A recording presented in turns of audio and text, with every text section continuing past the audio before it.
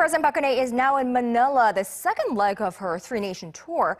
There, she'll attend the APEC Leaders Summit, where 21 heads of state are expected to exchange views on regional economic integration and building sustainable communities. Arirang News' Hwang Sang-hee is traveling with the president. She joins us from Manila. Now, Sang-hee, it'll be a busy next couple of days for the president. Kanyang President Park arrived here in Manila earlier this Tuesday to attend the APEC, where she and other Asia-Pacific leaders will discuss ways to build inclusive economies and sustainable and resilient communities. The two-day summit brings together 21 world leaders from countries including the United States, Japan, and China.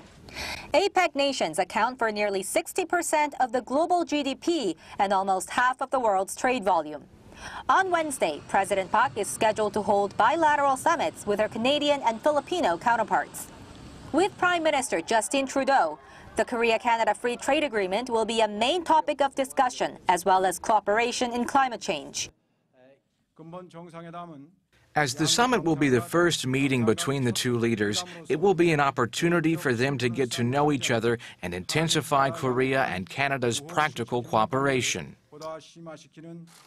As for her meeting with Filipino President Benigno Aquino, attention is on whether President Park will give a clear stance on the South China Sea dispute.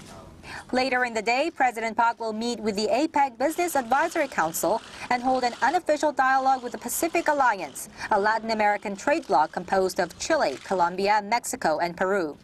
The real game will be Thursday's summit, where President Park will lay out specific policy directives for inclusive growth based on South Korea's development experience. These include more support for small and mid-sized firms, human resources development, and bolstering rural communities. And since the annual forum is being held just days after the deadly terror attacks in Paris, the Philippines is on high alert and has vowed to tighten security, closing major streets and declaring next 2 days as public holidays to ensure a safe and efficient summit. Kanyang?